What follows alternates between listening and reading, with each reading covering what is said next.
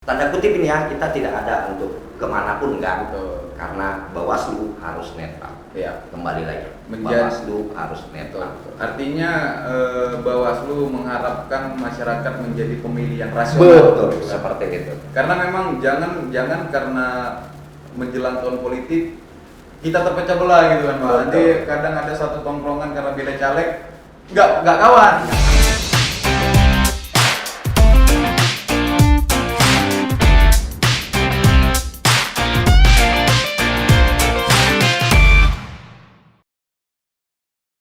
Assalamualaikum warahmatullahi wabarakatuh. Salam sejahtera untuk kita semua. Halo sahabat komunikasi, kembali lagi bersama saya Aldo Manalu yang saat ini sebagai host dalam seri podcast Dinas Kominfo Kota Tebing Tinggi. Hari ini tentunya kita kedatangan tamu yang cukup spesial, salah satu bagian dari kunci untuk menentukan keberhasilan pada proses pelaksanaan pemilu di tahun 2024 mendatang. Beliau ini adalah Ketua Bawaslu Kota Tebing Tinggi yang baru saja terpilih, yang pada kesempatan ini akan banyak berbicara mengenai topik menarik seputar pemilu 2024 mendatang. Tentu teman-teman pada penasaran, langsung saja kita sambut Bapak Amsal Franky Tambun. Gimana kabarnya Pak? Sehat. Alhamdulillah. Dan luar biasa. Luar biasa Pak ya. Gimana tadi perjalanannya Oh. hingga sampai ke sini? Perjalanan yang kebetulan karena ini masa kampanye, kita sedikit banyak tentunya akan disibukkan dengan aktivitas-aktivitas dari kampanye itu sendiri. Yang mulai dari tanggal 28 kemarin ditetapkan bahwa itu mulai adalah masa kampanye seperti itu. Baik. Pasti hari Senin banyak aktivitas di pagi hari Pak ya. Selama Bapak memimpin tentunya kan ada beberapa briefing dan yang lain-lain.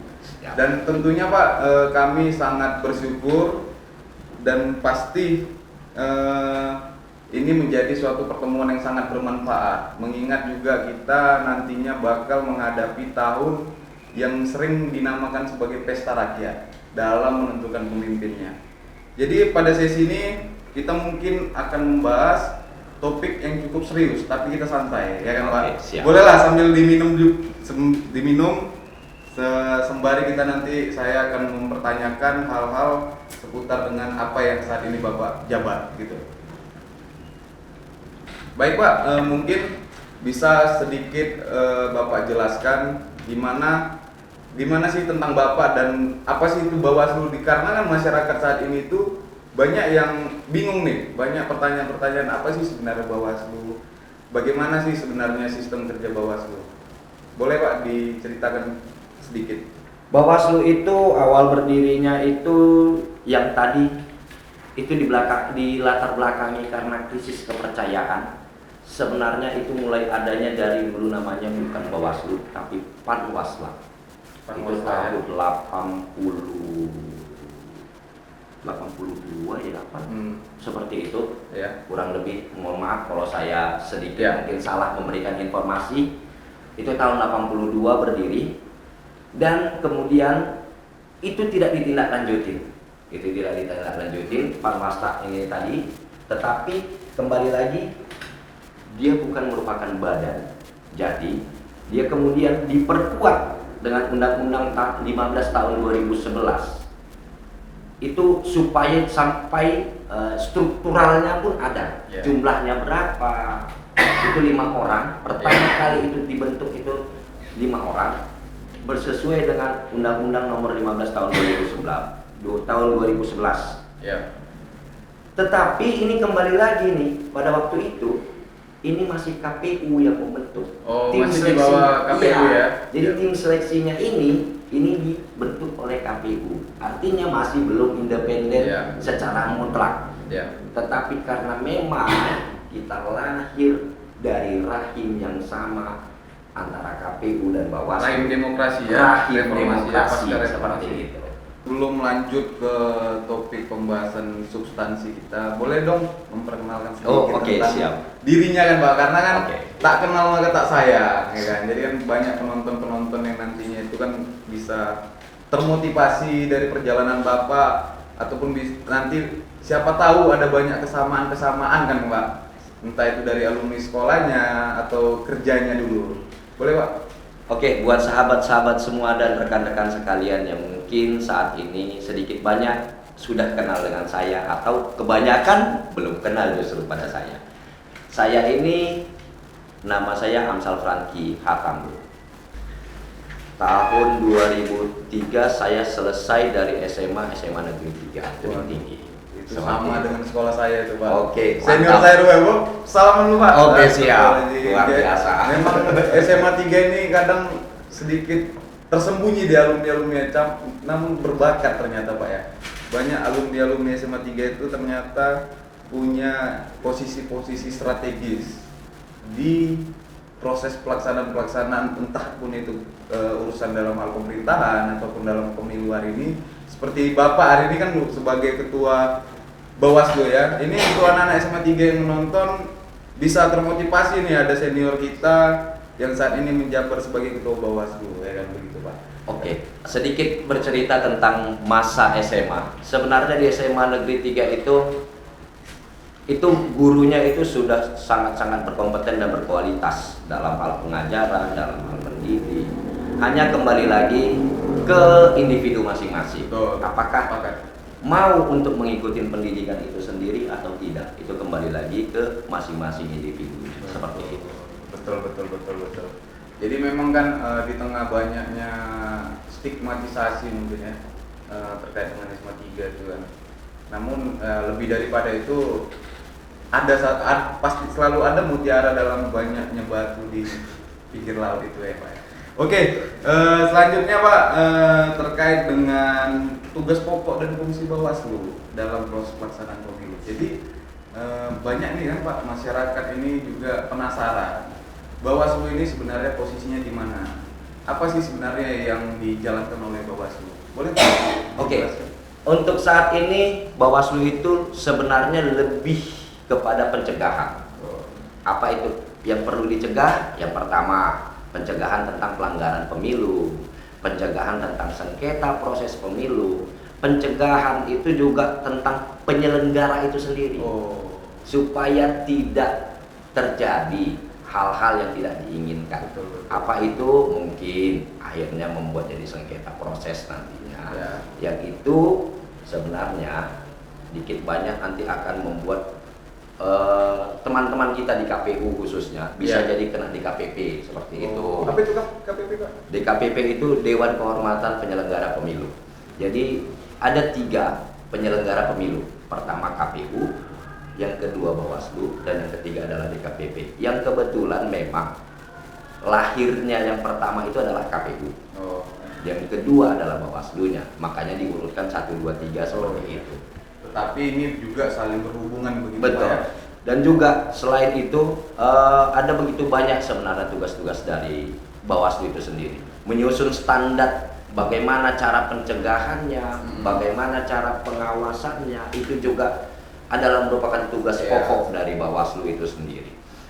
Kita juga melakukan itu sesuai dengan perundang-undangan, khususnya dari Undang-Undang nomor 7 tahun 2017. Itu lahirnya kita itu juga karena berdasarkan Undang-Undang nomor 22 tadi. Kita juga lahir di situ, itu juga ada juga namanya Perbawaslu atau peraturan dari Badan Pengawas Pemilu. Seperti itu. Kalau ada istilahnya KPU itu PKPU. Kalau di KPU-nya PKPU-nya, kalau di Bawaslu-nya ada Perbawaslu-nya. Yang itu semuanya lahir sebenarnya itu turunan atau yang lebih sifatnya teknis pelaksanaannya dari keluarnya KPU itu PKPU itu sendiri. Mohon maaf, PKPU itu sendiri seperti itu. Baik.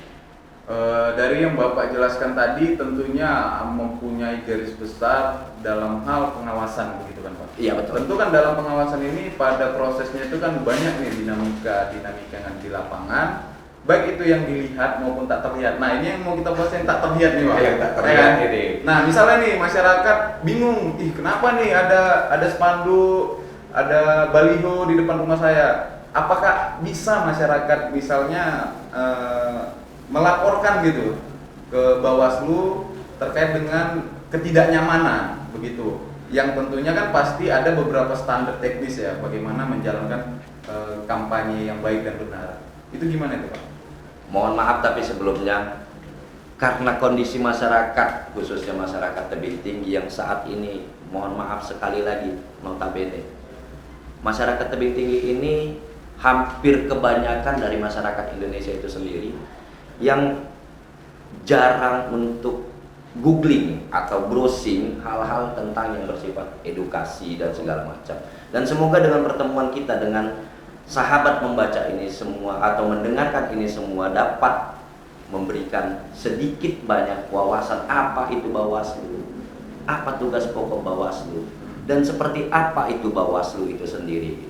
Jadi dalam Bawaslu itu sendiri yang dimana kita adalah untuk mencegah terjadinya dulu. Artinya dalam mencegah ini kita ada melakukan banyak hal. Upaya-upaya yang kita lakukan itu seperti kita memberikan himbauan kepada peserta pemilu. Ya. Kembali lagi sedikit saya akan jelaskan apa itu peserta pemilu. Nah, itu dia. Peserta pemilu itu ada 3.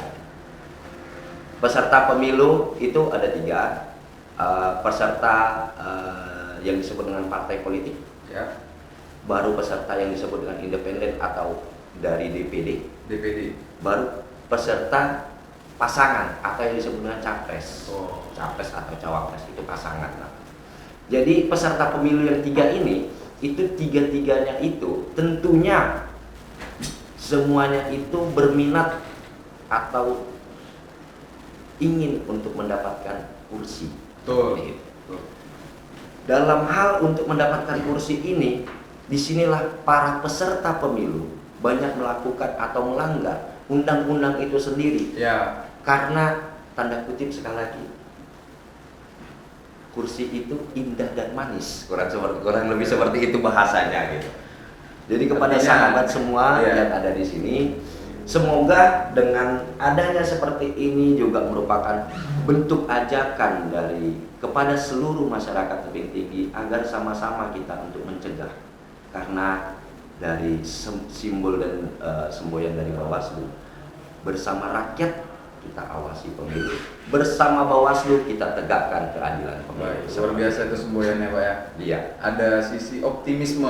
Siap, ada. Bahwa pemilu 2024 ini bakal berjalan secara berhasil. Tentunya kan ini dari peran dan fungsi Bawaslu ini pasti membutuhkan dukungan. Terkait dengan pemerintah daerah sendiri, kami sendiri kan Pak pastinya ingin melihat nih apa kira-kira yang nanti ke depan bisa kita kolaborasikan dalam hal mensukseskan proses pelaksanaan pemilu di 2024. Apa kira-kira yang menjadi harapan Bawaslu dalam berkolaborasi dengan pemerintah daerah? Dan sebelumnya ini saya ucapkan terima kasih banyak, ini kita udah diundang di tempat ini, dan itu dari Kominfo, itu suatu hal yang membanggakan bagi kita juga, dan itu adalah luar biasa bagi kita karena dengan seperti ini kita akan lebih banyak mengenal lagi, akan lebih banyak tahu, memberikan edukasi kepada masyarakat, dan khususnya untuk kepada pemerintah daerah tebing tinggi. Kami mengucapkan sangat-sangat berterima kasih karena sudah begitu banyak mensupport kami. Baik itu mengenai untuk seperti yang kemarin yang baru-baru ini kita lakukan penertiban APS dan APK, juga mengenai kemarin kita juga sudah melakukan dengan wali kota, dengan PJ wali kota untuk netralitas ASN. Kita juga sudah diberikan juga fasilitas oleh negara melalui pemerintahan daerah, yaitu NPHD atau naskah perjanjian hibah daerah, seperti itu. Luar biasa.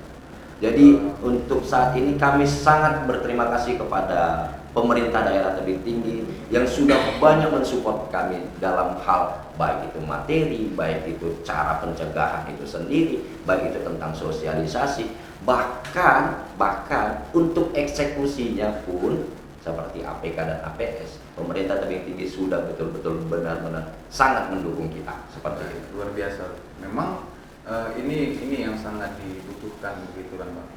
Artinya dalam mencapai suatu tujuan kita juga sebagai salah satu aparatur negara ikut serta berperan, aktif maupun tidak aktif, dalam proses penyelenggaraan pemilu ke depan. Karena ini kan proses kita dan juga masyarakat khususnya ya untuk memilih pemimpin masa depan, begitu kan Pak. Tentunya kan harus ada langkah-langkah ekstra dan juga langkah-langkah optimis. Dan ini khusus untuk partai politik nih Pak, ya kan Pak. Oke. Pasti kan Bawaslu di masa kepemimpinan Bapak terus di Kota Binting ini sudah berjalan Kurang lebih 4 kurang bulan. lebih 4 bulan. Nah, pasti kan 4 bulan itu 4 bulan yang dilalui itu membutuhkan tenaga juga Pak. Boleh sedikit bercerita terkait dengan tantangan-tantangan menjelang tahun pemilu ini, apakah udah ada ataukah udah ada sebelum Bapak menjabat, atau bagaimana Pak? Coba cerita sedikit Pak. Saya sedikit menjelaskan. Awalnya saya terpilih menjadi PPK atau Panitia Pemilihan Kecamatan di Padang Hilir. Ya. Itu awal mulanya saya mulai berkecimpung dalam hal penyelenggara. Jadi pada waktu di Padang Hilir, saya terpilih di situ menjadi salah satu dari 5 anggota PPK di Padang Hilir. Awal mulanya itu saya mulai tertarik dengan pemilu ini karena dilandaskan pertama, apa sih yang dilakukan? Kenapa kok bisa seperti tanda kutip kok ada sesuatu gitu? Apa yang ada di dalam pemilu ini? Dan di situ sedikit banyak ada tantangannya Pasti itu ya.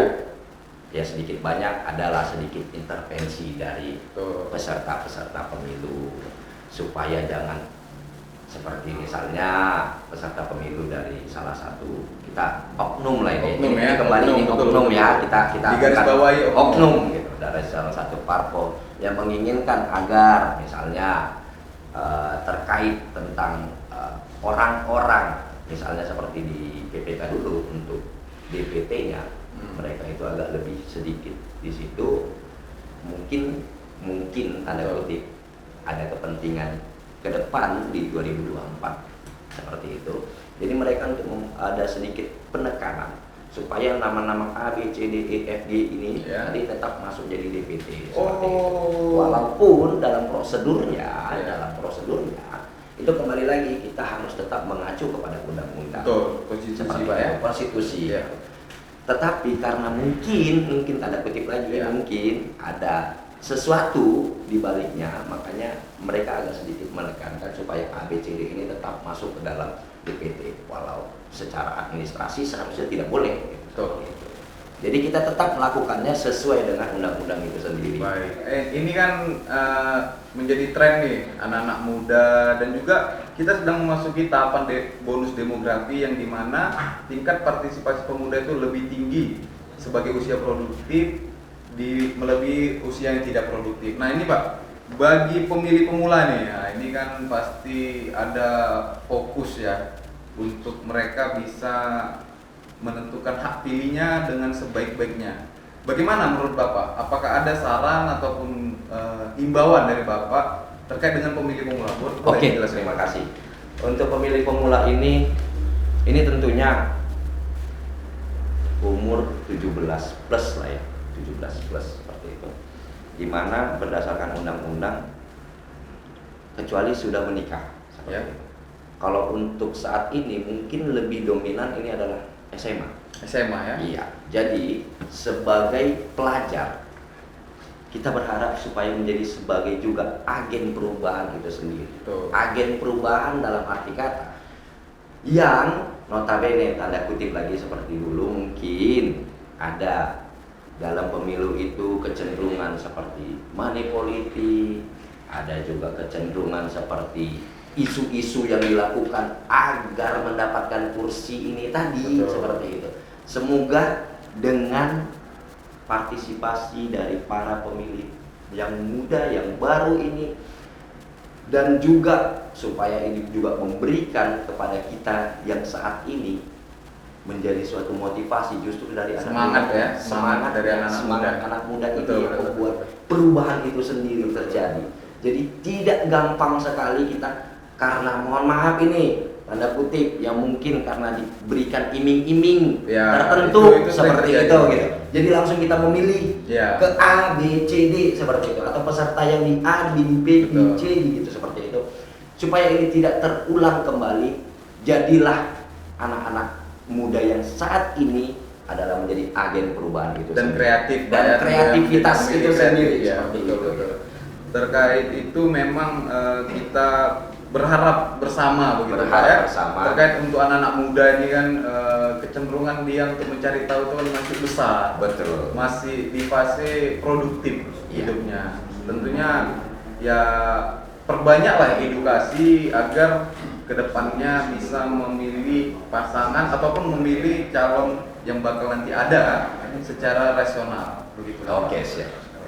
Nah, jadi apa himbauan-himbauan ataupun juga bisa dalam hal harapan Bawaslu kepada seluruh masyarakat yang mempunyai hak pilih.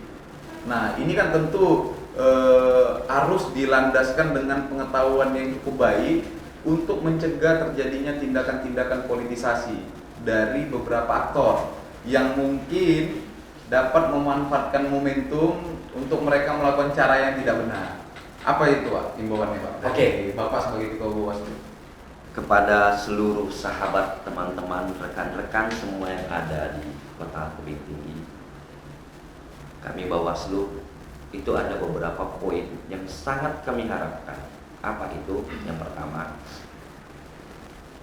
agar dalam penggunaan media sosial tidaklah menimbulkan ujaran kebencian, tidaklah menyebarkan berita hoax. Itu yang pertama mengenai media sosial.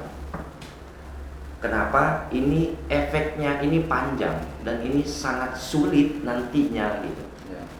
Dan kalau membaca berita, tolong jangan hanya dari satu referensi, tetapi dari beberapa referensi, supaya kita dapat perbandingan ini, mana ini berita yang benar, mana berita yang salah. Jadi jangan cuma sekedar men-share. Sebelum kita melakukan share, tolong teman-teman sekalian, kami berharap, sangat berharap atas nama Bawaslu Kota Tebing Tinggi, sangat berharap jangan terlalu cepat men-share segala informasi, karena ini ujung-ujungnya belum tentu benar.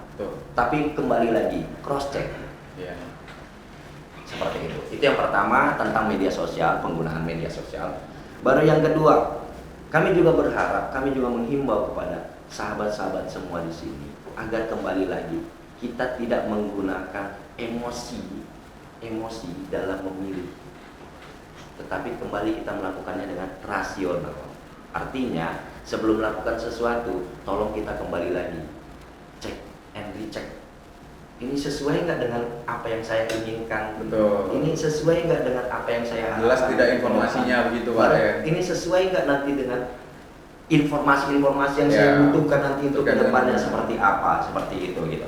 Jadi kita bukan karena tanda kutip ini ya, kita tidak ada untuk kemanapun enggak. Betul. Karena Bawaslu harus netral. Ya. Kembali lagi, Bawaslu harus netral. Artinya Bawaslu mengharapkan masyarakat menjadi pemilih yang rasional. Betul, seperti itu. Karena memang jangan karena menjelang tahun politik kita terpecah belah gitu kan Pak. Nanti kadang ada satu tongkrongan karena beda caleg nggak kawan. Nah itu dia. Artinya kita menghindari hal-hal seperti itu. Berpolitik dewasa artinya berpolitik dengan cara yang bijaksana. Betul, seperti itu. Melihat beberapa dengan penilaian-penilaian yang cukup rasional. Kenapa kita memilih itu ya karena mungkin ada sisi kompetensi yang dilihat dan juga menghilangkan yang namanya politik baper begitu Pak ya. Betul. Nah itu juga ya Pak. Kadang kan kita tahu nih kan banyak kejadian-kejadian bakal di kalangan anak-anak muda nih kan Pak. Entah itu sindir-sindiran di sosial media, entah itu melakukan statement-statement yang negatif kepada pihak lain. Nah itu kan tentu berpotensi untuk memecah belah tadi kan Pak.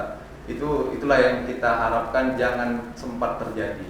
Jadi Pak, kita udah sampai di penghujung acara nih. Oke. Bolehlah sedikit Bapak berikan seperti halnya semboyan dari Bawaslu tadi. Dan juga apa sih sisi optimisme Bawaslu bahwasanya pemilu yang akan datang akan berhasil? Boleh? Oke, sedikit. Kita berangkat dari dan ada karena undang-undang, maka kita melakukannya atas nama undang-undang. Sama seperti itu, sama halnya seperti itu. Makanya kembali lagi, percayalah kepada kami.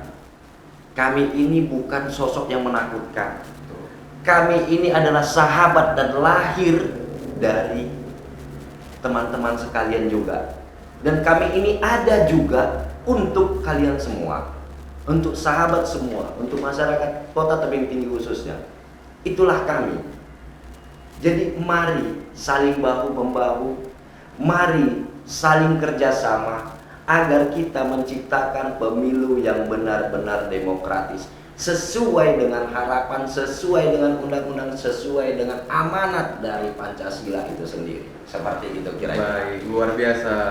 Sangat tentunya kita sangat berharap melalui podcast ini akan banyak tersalurkan informasi-informasi yang positif tentunya bagi para penonton, dan juga saya mengucapkan banyak terima kasih. Tapi sebelumnya ini izin ini Bang, kalau boleh Bang, ini Ya. kita meminta ini Bang, Oh. jangan cuma hari ini kita lakukan. Ya, betul, betul, seperti betul, itu betul. Bang. Ini Karena apa? Masih banyak lagi informasi yang bisa lagi kita berikan lagi, karena ini mungkin terkait juga pertama tentang waktu. betul. Kita memang akhirnya tetap tidak bisa lagi melawan waktu. Betul. Seperti itu kurang lebihnya. Ya, pastinya kita juga bakal melakukan program yang sama ke depan, karena juga salah satu tujuan dihadirkan podcast ini untuk menjadi kanal informasi yang akurat seputar informasi terkait dengan Kota Tebing Tinggi. Di sini nanti Pak bakalan tidak hanya bicara terkait dengan politik ataupun pemilu, nanti kita banyak berbicara tentang ekonomi, sosial, industri kreatif untuk seluruh sahabat-sahabat komunikasi yang ada di Kota Tebing Tinggi. Baik Pak, saya mengucapkan banyak apresiasi, dan juga kita tentu sama-sama berharap semoga apa yang Bapak sampaikan tadi menjadi buah edukasi bagi masyarakat ataupun penonton ke depan untuk bisa menjadi politik ataupun berpolitik secara rasional. Baik, akhir kata saya ucapkan banyak terima kasih. Dan mohon maaf ini sebelumnya kepada seluruhnya, jika ada kata-kata Ya. yang mungkin sedikit banyak, mungkin kata-kata saya yang kurang berkenan, atas nama pribadi saya meminta maaf yang sebesar-besarnya. Dan semoga kedepannya dengan acara seperti ini kita masih tetap bisa lagi saling berkomunikasi, kita lagi bisa Betul, kita betul. saling kekeluargaan. Itu sebenarnya harmonisasi yang ada di Kota Tebing Tinggi ini semoga tetap terpelihara. Betul. Seperti itu. Mengikuti kondusivitas. Sebenarnya tentunya, kan? kondusivitas. Dan terima kasih banyak ini kepada Bang Aldo ini. Baik. Dan luar biasa memandu acara ini. Oke, demikian baik teman-teman sahabat komunikasi, demikianlah acara ini, sampai bertemu di episode selanjutnya.